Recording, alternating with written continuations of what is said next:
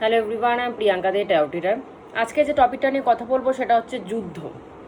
যুদ্ধ বলতে আগেকার দিনে রাম রাবণের যুদ্ধ, মহাভারতের যুদ্ধ, এগুলোর কথা জানি আমরা, বাট এখনকার দিনেও যুদ্ধ হয়, কিন্তু সেগুলোকে তো আর মানুষ ওই যুদ্ধ বলে না, সেগুলোকে মানুষ ঝগড়া, বিবাদ, কলহ বলে। বাট যদি ধরা হয় এগুলোও যুদ্ধ, সাংসারিক যুদ্ধ, পারিবারিক যুদ্ধ, এক একটা এরকম যুদ্ধই বলা হয়।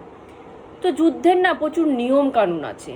ওই নিয়ম কানুন মেনে যদি কেউ ফলো করে যুদ্ধটা করার চেষ্টা করে তাহলেই সে জেতে, না হলে কিন্তু সে জেতে না। যুদ্ধ জেতার প্রথম কথা হচ্ছে, যুদ্ধের ব্যাপারে কুরুক্ষেত্রের যুদ্ধে দাঁড়িয়ে শ্রীকৃষ্ণ অর্জুনকে বলেছিলেন যে যুদ্ধটা এভাবে করবে যে এটা তোমার কর্ম, তুমি ক্ষত্রিয়, তোমাকে যুদ্ধ করতে হবে, এটা তোমার কর্ম। যুদ্ধের ফলের উপর ডিপেন্ড রেখে, ফলের কথা ভেবে যুদ্ধটা করবে না, মানে তুমি যুদ্ধটাতে জিতবে না হারবে সেই আশঙ্কাতে যুদ্ধটা করবে না। তোমার এটা কর্ম, সে কর্ম ভেবে তুমি করবে। তারপর ফল কি হবে সেটা তো ঈশ্বরের হাতে, তোমার হাতে তো নেই। তুমি যুদ্ধ করবা বলে তুমি জিতবা তার কোনো মানে নেই, অপোজিটের মানুষও জিততে পারে। সুতরাং তোমাকে শুধু কর্ম ভেবে করতে হবে, যে জিতে গেলেও ঠিক আছে, হেরে গেলেও তোমার কোনো মন ভাঙবে না, এই ভেবে তোমাকে কর্ম হিসাবে করতে হবে। তাহলে যুদ্ধের পরিণামে না তোমার অতটা গায়ে লাগবে না। বিশেষ করে যদি কেউ জিতে যায়, ওটস ওকে, না যে হেরে যায় তার প্রচণ্ড মনোবল ভেঙে যায়, তার কেউ যদি যুদ্ধে হেরে যায় তার মনোবল ভেঙে যায়। কিন্তু কেউ যদি এটা ভেবে যুদ্ধটা করে আমি শুধু আমার কর্মটা করছি, তাহলে হেরে গেলেও তার মনোবলটা ভাঙবে না। তো যুদ্ধের কিছু রুলস আছে। প্রথম কথা, যুদ্ধ যেরকমই হোক, কারোর সাথে কলহ হোক, বিবাদ হোক, বড় যুদ্ধ হোক, বড় মিটিং হোক, কাউকে মানানো হোক, কোনো সেটেলমেন্ট হোক, এগুলোকে একরকমের যুদ্ধই বলে। অন্যের সাথে কাজ করাটাকে যুদ্ধই বলে। তো আমার মনে হয় যুদ্ধ না সবসময় না ঠাকুরকে সমর্পণ করে করা উচিত, যে আমি এই কাজটাতে যাচ্ছি, এর সাথে আমাকে এই সেটেলমেন্টে বসতে হবে, এর সাথে আমাকে এই ডিসকাশনটা করতে হবে, এই জিনিসটা মেটাতে হবে। তো এটা আমি তোমাকে সমর্পণ করে আমি ন্যায্যভাবে এটা করতে যাচ্ছি, তুমি দেখে নিও। ঠাকুরকে সমর্পণ করে সব কাজ করতে হয়। আমার মনে হয় ঠাকুরকে সমর্পণ করে কোনো কাজ করলে, সেটা যুদ্ধই হোক নর্মাল কাজই হোক, সেটা কোনো না ব্যয় হয়ে যাবে, খরচা হয়ে যাবে বা হেরে যাব এই ভয়টা থাকে না। যে যা হবে ঠাকুরের ইচ্ছা, আমি তো সমর্পণ করে দিয়েছি, তো এরপর যা হবে সেই আমাকে দেবে। যদি জেতার ইচ্ছা হয় সেই আমাকে জেতাবে, যদি হারানোর ইচ্ছা হয় সেই আমাকে হারাবে। তাহলে না মানুষের মনে খুঁতখুঁতি জিনিসটা থাকে না।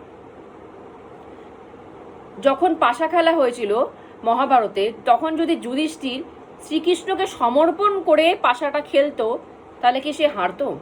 আমার তো মনে হয় না সে হারতো।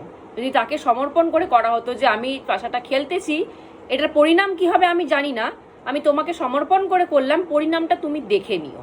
যদি এতটুক শ্রীকৃষ্ণকে মনে মনে সমর্পণ করে যুধিষ্ঠির পাশাটা খেলতো তাহলে কি হারতো? কোনোদিনও হারতো না। ঠাকুর কাউকে হারতে দেয় না। যদি তার পায়ে ফুল সমর্পণ করে কেউ কাজ করে, ঠাকুর তাকে হারতে দেয় না। কিন্তু সে নিজে পাকামো মেরেই কাজটা করেছে, এর জন্য হেরে গেছে। এবার আসি যুদ্ধের ব্যাপার। যুদ্ধে অনেক সময় অন্যায্য লোকও কিন্তু জিতে যায়। সবসময় সৎভাবে আছি আমি জিতবো না।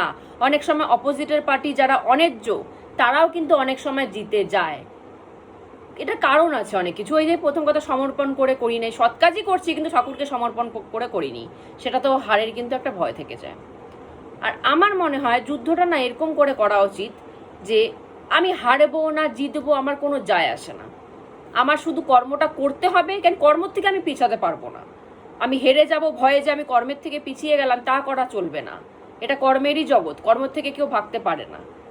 অন্যায্য কাজ দেখলে পরে না ছেড়ে দিই, এটা অন্যায্য, মানে কেউ অন্যায্য কিছু করছে তার প্রোটেস্ট না করে সেটার থেকে দূরে চলে আসা, সেটাকেও অন্যায্য কাজই বলে। আমি কোনো অন্যায্য কাজ কেউ দেখছি যে করছে, সেটাকে আমি চুপ করে সরে আসলাম, সেটার ভাগিদার আমিও হলাম, আমার তাই মনে হয়। তো আমার মনে হয় কেউ অন্যায্য কাজ করছে, সেটাতে বলতে গিয়ে যদি আমার কিছু ক্ষতিও হয়, আমার কিছু লোকসানও হয়, আমার মনে হয় সেটা করা উচিত। কারণ ওপরওয়ালা না সেটাও পরীক্ষা করে, যে আমি তোমার সামনে একটা অন্যায্য কাজ ঘটাবো, আমি দেখবো তুমি ওটাতে সায় দাও না নিজের ক্ষতি ভেবে সেটার থেকে সরে যাও। সেটা কিন্তু ঠাকুরও দেখে। সুতরাং আমার মনে হয় সামনে যদি আমি অন্যায্য কিছু দেখি, আমি যদি প্রোটেস্ট করতে যাই, যদি আমার কিছু লোকসানও হয়, আমার সেখানেও সেটা করা উচিত। তো ছোট মতো যুদ্ধের ব্যাপারে এটা ভেবে করা উচিত যে আমি কিছু পাবো না, নিঃস্বার্থভাবে যেটাকে বলে নিঃস্বার্থ কর্ম, সেটা করা উচিত। যে এখানে আমি কিছুই পাবো না, ধরো কোনো একটা সেটেলমেন্টের জায়গায় যাচ্ছি, যে একটা জিনিসের সেটেলমেন্ট, একটা বাড়িঘরের সেটেলমেন্ট, একটা যে কিছুর একটা সেটেলমেন্টের ব্যাপারেই যাচ্ছি, আমি কিছু পাবো না, এটা ভেবে যদি কেউ যুদ্ধটা করতে যায় না, আমার মনে হয় ভিতর থেকে একটা পাওয়ার, একটা শক্তি চলে আসে। যদি এটা ভেবে আমরা করতে যাই, একটা জিনিস ভাববেন যে আমি এই যুদ্ধটা এর সাথে করতে যাচ্ছি, এর কাছ থেকে আমি কিছু পাবো, এই পাওয়ার আশায় যদি কেউ যুদ্ধ করতে যায়, যদি নেটফল 0 হয়, যদি কেউ যদি হেরে যায়, তাহলে তার মনোবল কি হবে? পুরোপুরি সে ভেঙে যাবে। তার থেকে এটা ভেবে করা উচিত যে আমি যুদ্ধটা করতে যাচ্ছি, বাট আমি কিছু পাবো না, 0, আমি আগেই 0, আমার হাতে আগেই আমি ভেবে নিলাম যে আমার হাতে আগের থেকেই 0 আছে, তাহলে কিন্তু হেরে গেলেও না মনোবল ভাঙবে না। আমার মনে হয় পাওয়ারও বেশি পাওয়া যায়, যে আমি কোনো কিছু পাবো না তারপরেও আমাকে কর্মটা করতে হবে, তাহলে একটা ভিতর থেকে একটা পাওয়ার চলে আসে। আর যদি কেউ এটা ভেবে যুদ্ধটা করে যে আমাকে জিততে হবে জিততে হবে জিততে হবে, তাহলে ভেতরের পাওয়ারটা না ওই জেতার দিকে চলে যায়, কর্মের দিকে ফোকাসটা হয় না। আমি যে কর্মটা ভালো মতো করবো সেই দিকে ফোকাসটা হয় না, আমি কি করে জিতবো সেই জায়গায় ফোকাসটা চলে যায়। তো আমার মনে হয় কি করে জিতবো সেই জায়গায় ফোকাসটা না দিয়ে আমি আমার কর্মটা কত সঠিকভাবে করতেছি সেটার উপর না মানুষকে ফোকাসটা দেওয়া উচিত। এটার পেছনে একটা কারণ আছে, যে যদি কারোর মনে না জেতা হারা ব্যাপারটা থাকে না, তো তার মনে না একটা ভয় কাজ করে সবসময়, জিতবো না হারবো একটা ভয় কাজ করে।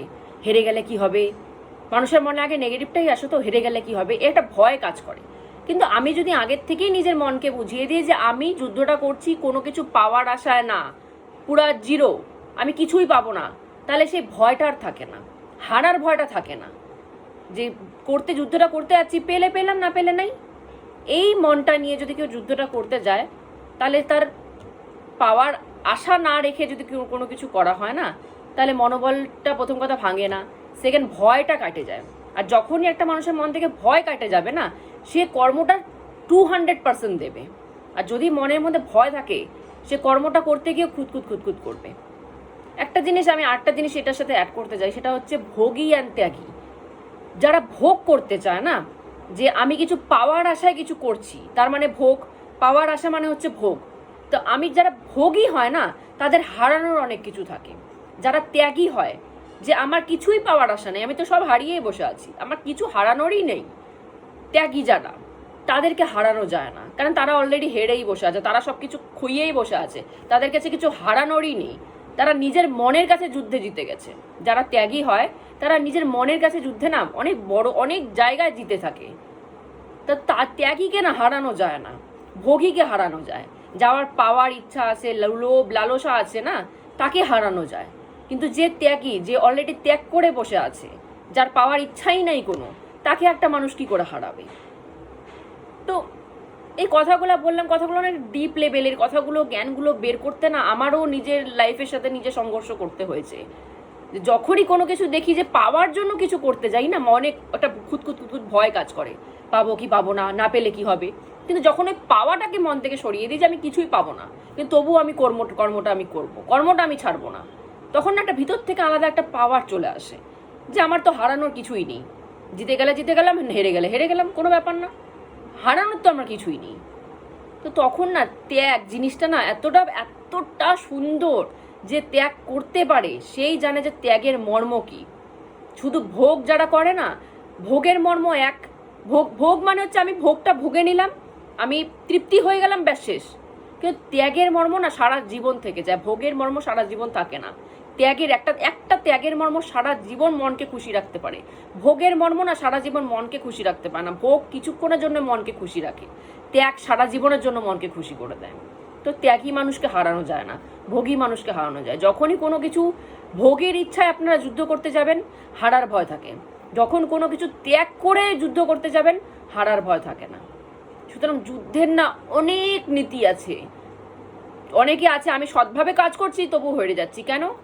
কারণ সে পাওয়ার ইচ্ছায় সৎ কাজটাও করছে, পাওয়ার ইচ্ছায় সৎ কাজটাও করছে ঠাকুরকে সমর্পণ না করে, এই জন্য হেরে যাচ্ছে। সৎ কাজেও অনেকে হেরে যায়, কারণ তার পিছনে শুধু সৎ কাজ করলে হবে না, তার পিছনেও অনেকগুলো পয়েন্ট আছে যেগুলো মেনে চলতে হবে। সেগুলো যদি প্রপার ওয়েতে সবগুলো পয়েন্ট মেনে চলা যায়, তাহলেই একমাত্র যুদ্ধে কিন্তু জয়ী হওয়া যায়, না হলে যায় না। শুধুমাত্র সৎ কাজের ভরসায় যুদ্ধে জয়ী হওয়া যায় না, তার পিছনে পয়েন্টগুলো সব মেনটেন করতে হবে, তারপর গিয়ে একটা যুদ্ধ জেতা যায়। তো আজকের মতো এখানেই স্টপ করছি। জয় গুরু।